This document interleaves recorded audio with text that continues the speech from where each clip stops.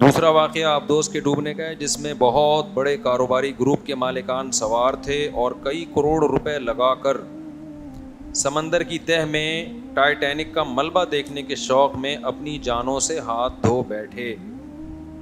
کچھ لوگ رزق کی تلاش میں جانوں سے ہاتھ دھو بیٹھ رہے ہیں، کچھ ریکارڈ قائم کرنے کے لیے، ایسے خطرناک ایڈونچر کرنے کے لیے۔ اس بارے میں شریعت کیا کہتی ہے؟ حادثات میں مرنے والوں کو شہید کہا جائے گا، ان کے لیے دعائے مغفرت کی جائے گی، کیا ہوگا؟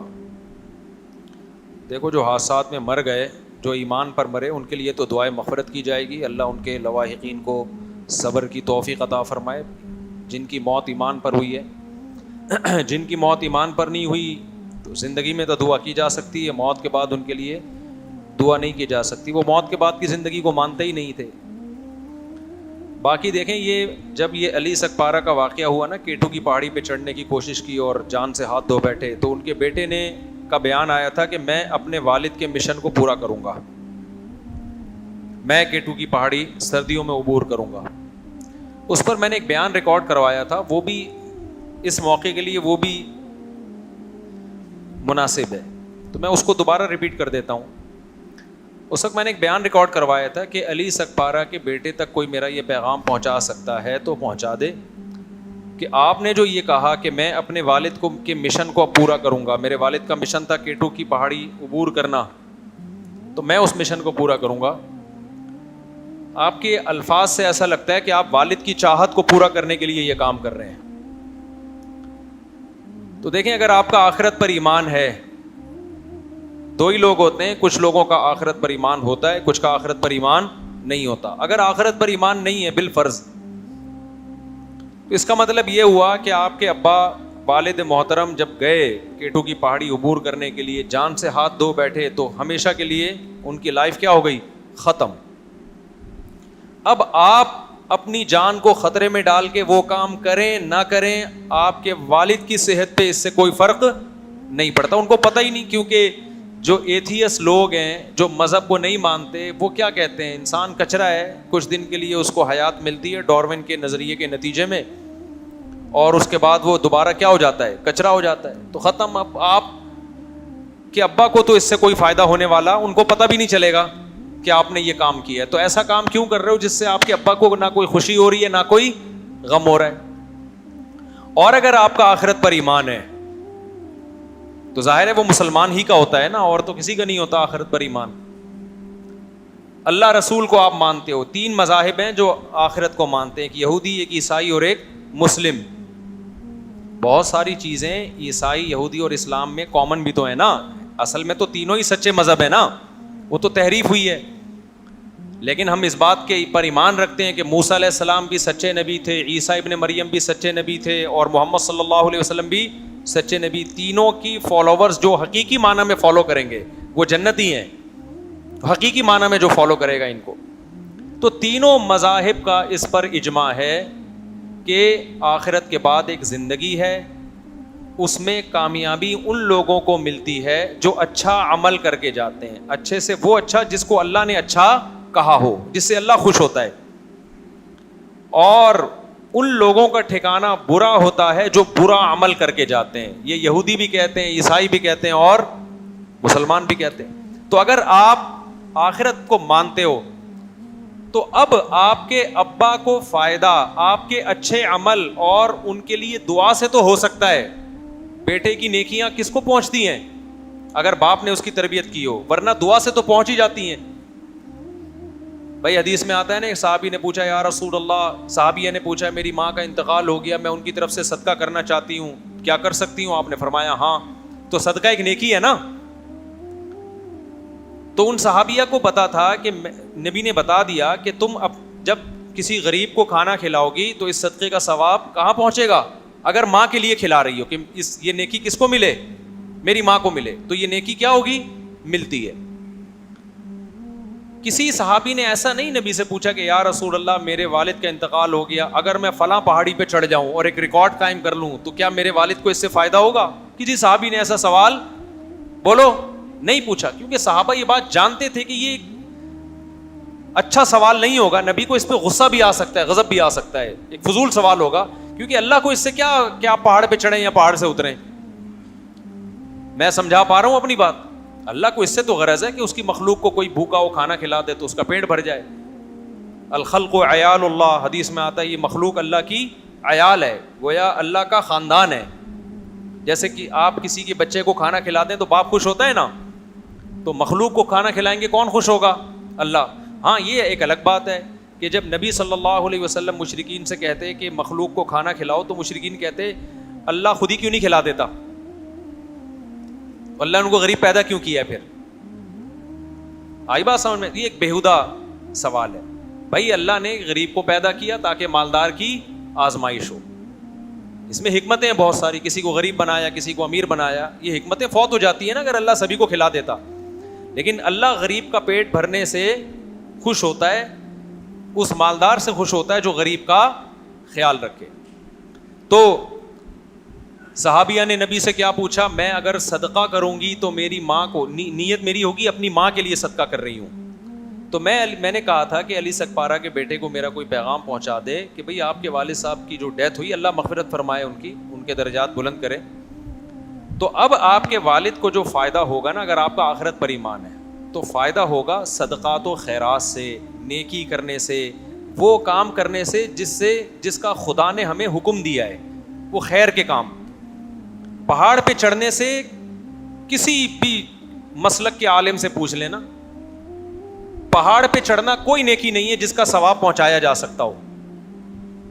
سمجھ میں آ رہی بات کہ نہیں آ رہی؟ تو آخرت پر ایمان نہیں ہے تو بھی یہ کام فضول ہے, آخرت پر ایمان ہے تو بھی یہ کام کیا ہے؟ فضول ہے, اس کا کوئی فائدہ نہیں. تو یہ آپ اپنے لیے کر رہے ہو. اس کا یہ کہنا کہ ابا کے مشن کی تکمیل کروں گا, یہ جملہ غلط ہے. آپ یہ کہو کہ بھائی میں بھی ٹرائی کروں گا, اگر کامیاب ہو گیا تو عزت مل جائے گی, ورنہ موت کے منہ میں چلا جاؤں گا. تو پھر ہم اس پہ دوسرے پہلو سے غور کریں گے کہ اگر آپ یہ اپنے لیے کر رہے ہو نا, یہ نہیں کہو کہ میں ابا کے مشن کو پورا کروں گا, ابا کو اس سے کوئی فائدہ نہیں ہے. بلکہ ابا ہو سکتا ہے وہاں برزخ میں, ہو سکتا ہے کہ یقینی بات ہے وہ کہیں گے کہ کاش میں اس راستے میں موت میری نہ ہوتی. یہ میں نے اپنے آپ کو کیوں, اپنی جان کو میں نے ایک خطرے میں ڈالا. دیکھو ایک آدمی ویلی لگا رہا ہے, عزت اس کی بھی ہوتی ہے کہ نہیں ہوتی, لیکن سر بھی کھلتا ہے اس کا. جب اس کا سر کھل جاتا ہے نا ویلی لگانے والے کا, پھر وہ کہتا ہے کاش میں نے عزت کا یہ طریقہ حاصل نہ کیا, یہ اختیار نہ کیا ہوتا عزت کا میں نے یہ طریقہ.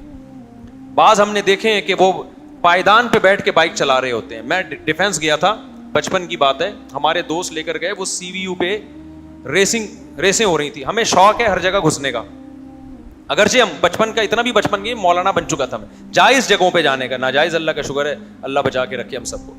ابھی ایک ڈاکٹر سے میری ملاقات ہوئی, وہ مجھے میں نے ان سے کہا آپ کیا کرتے ہیں؟ انہوں نے کہا میں ہارٹ اسپیشلسٹ, میں سرجن ہوں ہارٹ کا.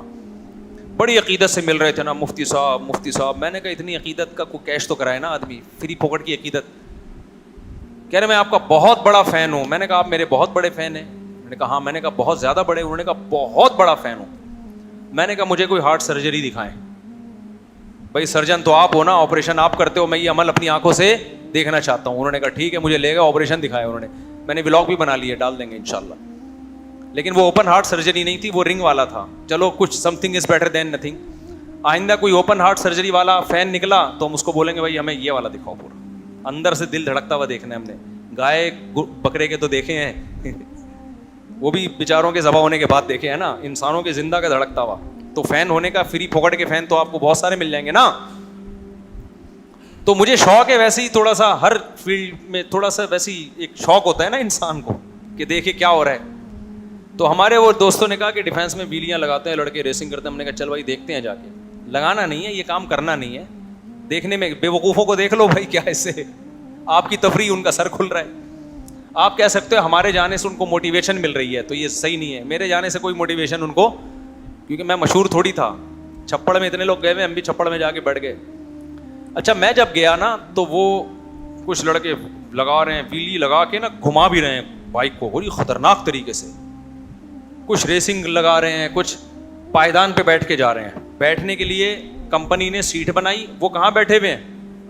پائیدان پہ نا, بالکل ایسے بیٹھا ہوا ہے اور صرف 2 ہاتھوں میں ہینڈل اس کا, اور چلا رہے ہیں. اب وہاں یہ لڑکوں میں بحث چھڑ گئی جو میرے دوست احباب تھے. میں نے کہا یہ بے وقوف لوگوں کا کام ہے, یہ عقل مندوں کا کام نہیں ہے. اب وہ ہمارے دوست کہنے لگا بے یار یہ تو مولوی لوگ تو ایسے ہی باتیں کرو گے, یہ انجوائے کر رہے ہیں لائف کو, ویلی لگا رہے ہیں, دیکھو مزہ آ رہا ہے, ریسنگ ہو رہی ہے. میں نے کہا میرے بھائی یہ مزہ 2 منٹ میں کرکرا ہو سکتا ہے, اتنا جان سے قیمتی کوئی چیز ہے؟ بولو نا.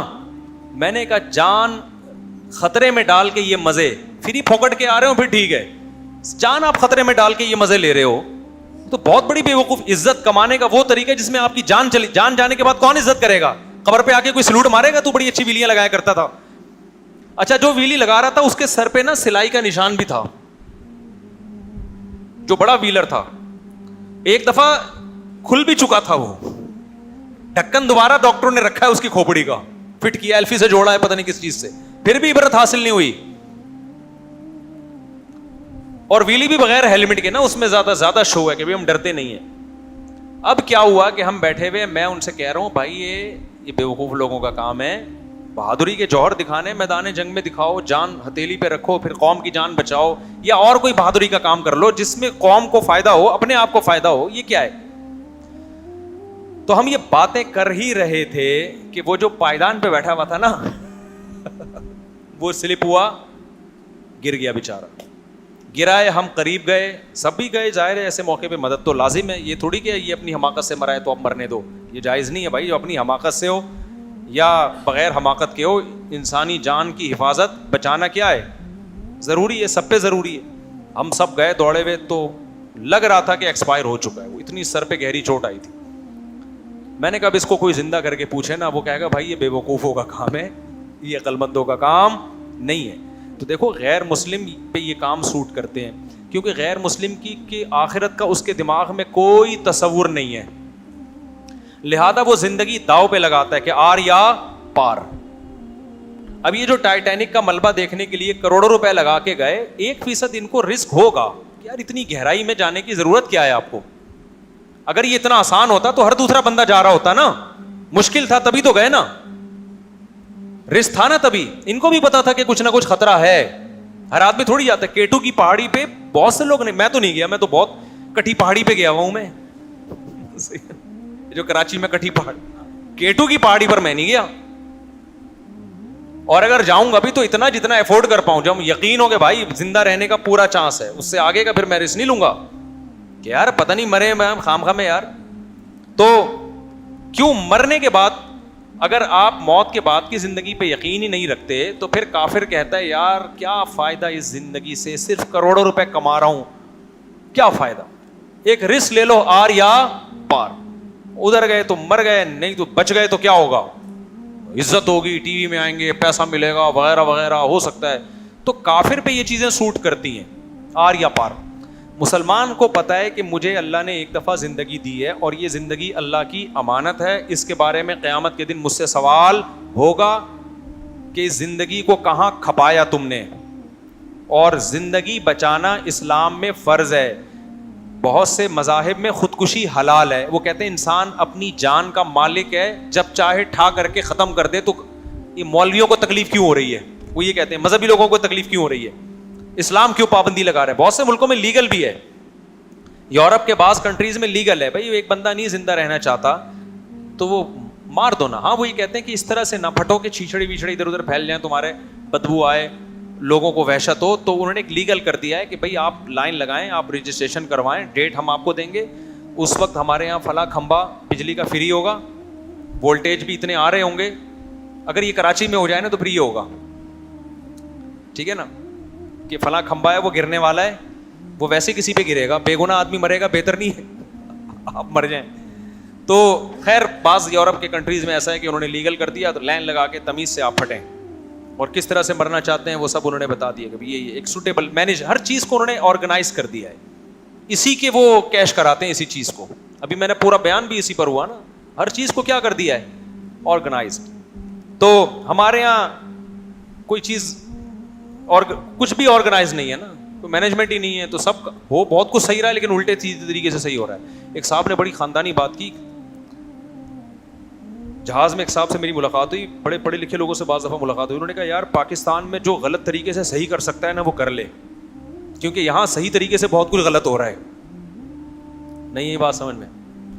یعنی اگر رزلٹ صحیح نکل رہا ہے نا تو پہلے طریقہ غلط تو پاکستان میں کر لو، کیونکہ اگر غلط طریقے سے بہت سے لوگ صحیح نہیں کریں گے نا تو صحیح طریقے سے غلط کرنے والے اس ملک میں بہت ہیں. بڑی خاندانی بات ہے، سونے سے لکھنے کے قابل ہے. کبھی چھاؤں میں آئیں گے تو اس کا مطلب بتاؤں گا، یہاں بھی نہیں بتا سکتا. بعض چیزیں چھاؤں میں بتائی جاتی ہیں. یعنی کام غلط طریقے سے ہو رہا ہے لیکن رزلٹ کیا نکل رہا ہے؟ ملک اور قوم کی خیر خواہی میں، کسی فرد کی خیر خواہی میں. اور بعض دفعہ کام صحیح طریقے سے ہو رہا ہوتا ہے لیکن وہ رزلٹ اس کا کیا نکل رہا ہے؟ بیڑا غرق ہو رہا ہوتا ہے ملک کا. یہ بڑی خاندانی بات کی میں نے، تو دل چاہ رہا تو گھر لے آؤں میں. جس نے کی وہ بھی بڑے عظیم آدمی ہے، ان کا نام لوں گا آپ حیران ہو جائیں گے، بولیں گے یار اچھا چھوڑو. اچھا خیر، تو اب وہ جو ٹائٹینک کی تلاش میں نکلے تو یہ ان لوگوں پہ سوٹ کرتی ہیں چیزیں جن کا آخرت پر ایمان نہیں. اصل میں تو ان پہ بھی سوٹ نہیں کرتی ٹھیک ہے نا، لیکن میں بہت بڑا دل کر کے، کیونکہ یار جب زندگی رسک پہ ڈال دی آپ نے تو زندگی سے بڑا تحفہ دنیا میں کوئی بھی نہیں ہے. 1% بھی رسک نہ لو زندگی کا. تو جو آخرت پر ایمان لانے والے لوگ ہیں ان پر نہ K2 کی پہاڑی عبور کرنا جان رسک میں ڈال کے. ہاں جان کا خطرہ نہیں ہے، پھر آپ بڑے بڑے کام کریں بھائی، جائیں آپ. اول تو میں کہتا ہوں پھر بھی وہ کام کرو نا جس کا پبلک کو فائدہ ہو. K2 کی پہاڑی پہ چڑھنے سے کیا فائدہ ہوگا؟ آپ کہہ رہے ہو ملک کا نام روشن ہو جائے گا. ملک کا نام اور بہت ساری چیزیں جن سے روشن ہو سکتا ہے.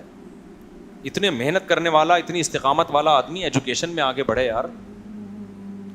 ایسے ڈاکٹر میرے علم میں ہیں، پاکستانی ہیں، لیکن ہمارے ملک کا نام یورپ میں جا کے انہوں نے روشن کر دیا. یہاں کے سائنٹسٹ ہیں امریکہ میں جا کے ملک کا نام روشن کر دیا. وہ آپ کہیں گے آپ کو پتہ ہے ہمیں تو نہیں پتہ.